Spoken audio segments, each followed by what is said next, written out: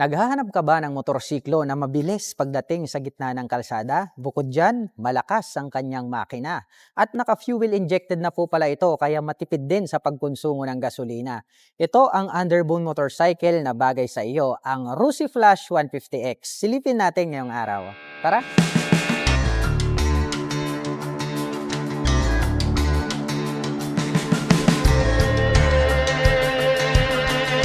Malupit din po pala ang dating nito pong Rusi Flash 150X. Fuel injected din po ito at naka 4 valve. Isa po ito sa underbone motorcycle ni Rusi na malalakas at mabibilis. Ito pong kanyang main headlight ay located po rito po sa kanyang handlebar cover. Naka full LED na po yung kanyang high beam at low beam at ang kagandahan po nito ay susunod po itong kanyang ilaw kapag kayo po ay liliko sa kanan at kaliwa. Meron naman po itong maliit na visor na glossy black color. Meron po siyang logo na Rusi rito sa gitna. At dito naman po sa kanyang side profile, may nakalagay po rito na Rusi na decal. At meron na rin po siyang decal rito na red at black rito sa kabila. Ito pong kanyang turn signals ay naka full LED na rin po yan. At meron pa yung daytime running light rito po sa bandang ibaba. At nagkaroon po siya rito ng winglet. Naka V-shape design po pala rito sa harapan. Kaya matangos po ito pong kanyang front face cover. At ito po ay gumagamit ng telescopic fork para po rito sa kanyang front suspension. May naka-intact po rito na Rusi in gray color. Itim po at puti, combination ito pong kanyang front fender. At ito pong kanyang cast wheel, ayan o, ang forma no, para po siyang kalesa type. At napakalaki po nito pong kanyang single rotor disc brake na flower design maporma with 2-pad caliper na black color. At ang sukat po ng kanyang gulong rito po sa harapan ay mayroong sukat na 90/80/17. Naka fully digital po ito pong kanyang meter panel display. At pagdating naman po sa kanyang mga button selectors, meron po siyang high beam, low beam, horn, may turn signal selector at mayroon na rin po pala itong hazard button. Habang dito naman po sa kabila, may on and off ito pong kanyang main headlight at nandirito po yung kanyang electric starter. Itim po ang kulay nito pong kanyang mga handle grip at black color naman po ito pong kanyang clutch lever.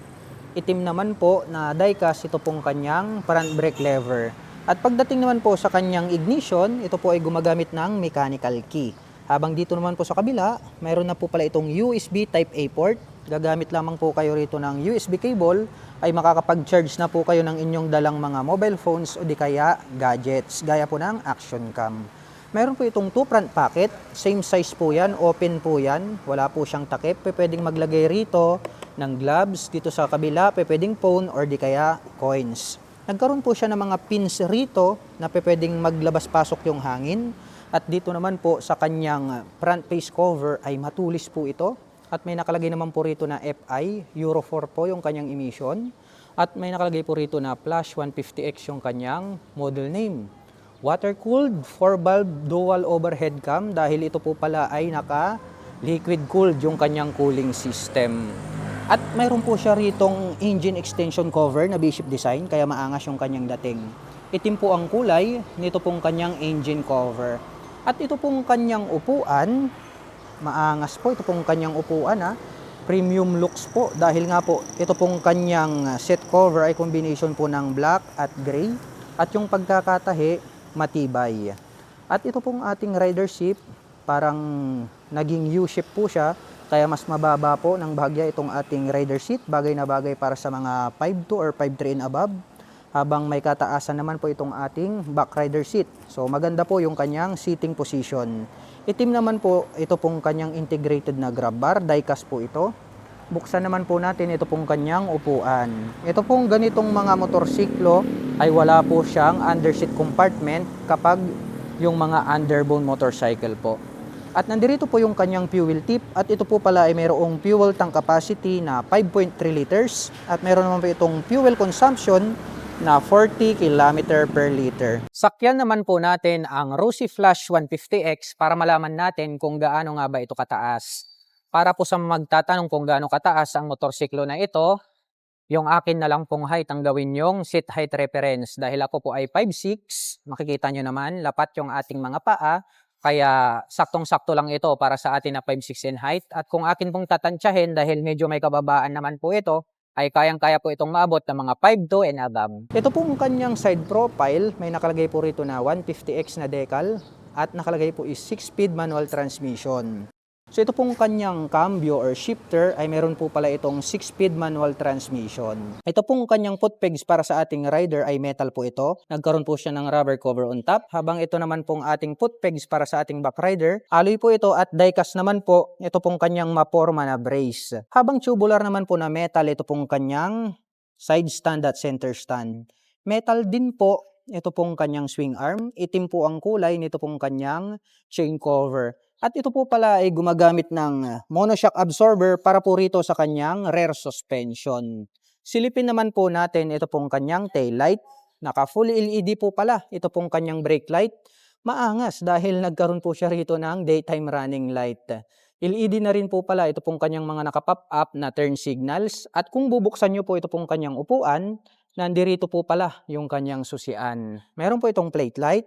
May light reflector dito sa gitna at ito pong kanyang rear fender ang kanya pong nagsisilbing plate holder. At pagdating naman po rito sa kanyang rear braking system, ito po ay gumagamit ng single rotor disc brake na flower design. Naka single disc brake dito po sa likuran, ganun din po sa harapan.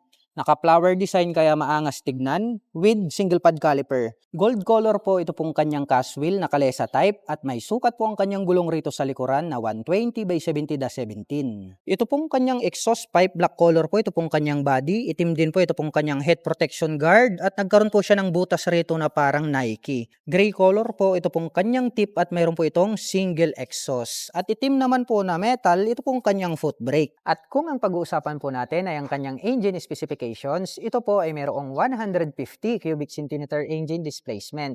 Naka single cylinder dual overhead cam 4-stroke with 4 valve. At ito po ay nakakapag-provide ng maximum power na 16.8 HP at 9,500 RPM. Habang nakakapagbigay naman po ito ng maximum torque na 14.5 Nm at 8,000 RPM. At ang presyo po ng Rusi Flash 150X Fi ay nagkakahalaga po ito ng 76,500 pesos. At kung gusto mo pong kumuha ng hulugan ay kailangan mo pong mag-down payment ng 4,000 pesos.